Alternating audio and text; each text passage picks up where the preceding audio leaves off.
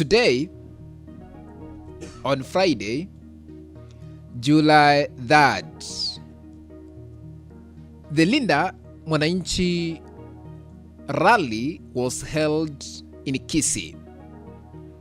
As you can see in these images on your screen,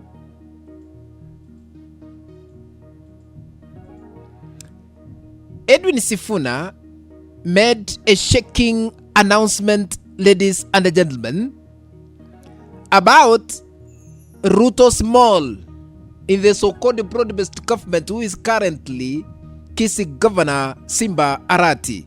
Listen to what Sifuna told Simba Arati while in Kisii. Nyinyi ni marafiki zangu. Simba akanyage kubwa, aende akiendanga, uta replace Simba. Wangapi wanasema Simba akanyage kubwa? Nataka niseme nikiwa hapa Kisii, Mheshimiwa Simba, nilikuwa najidanganya ati wewe ni rafiki yangu. Kumbe unaweza kuingia mahali wanachinja Sifuna, wewe ndio mwenye kunoa kisu. That is Sifuna.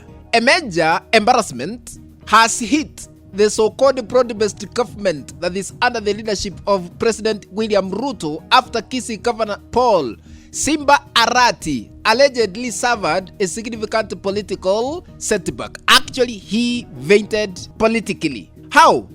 It is alleged that money was sent from above. You understand what I mean when I say from above, to Kisii and given to the governor to influence people not to attend Edwin Sifuna's Linda Mwananchi rally that was held in Kisii town today. I'm going to disclose a lot in this clip, but before I continue, ladies and gentlemen, as you continue watching this clip, please, I repeat, I request you, I beseech you, don't forget to hit the like button. And if you haven't subscribed to this channel yet, I kindly ask you to subscribe and turn on the notification bell so you'll be notified whenever we upload new content every day. Thank you for your great support. May our God keep on blessing you more than enough. Welcome to our analysis. Sometimes I don't know what to do. But according to the reports we have, it is alleged Kisii County Governor Paul Simba Arati allegedly distributed alimwaga pesa and gathered business owners or rather traders from Kisii town, assembled border riders, and brought together students from various colleges that are within Kisii town. They were reportedly confined at one venue in Kisii, to be specific, ATC grounds, so that they will not attend the Linda Mwananchi rally. This so-called broad-based government thing will continue surprising Kenyans across all parts of this country, Kenya. How? There is a great embarrassment, ladies and gentlemen. Despite those efforts under the leadership of Governor Paul Simba Arati, the rally still attracted a huge crowd. I think you have witnessed through pictures I've shared on this clip. People filled Kisii town in large numbers, with men walking on foot because border riders were nowhere to be seen. So including parents of those who had allegedly been confined at ATC grounds in Kisii, they were there. The roads were so crowded that there was barely any room to pass. Ladies and gentlemen, despite Kisii County Governor Paul Simba Arati had instructed border riders not to transport people into Kisii town to attend Edwin Sifuna's rally. What is even more surprising, ladies and gentlemen, this is why I'm against politics.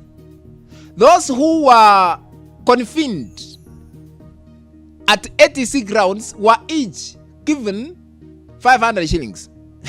They have wasted their time. You know?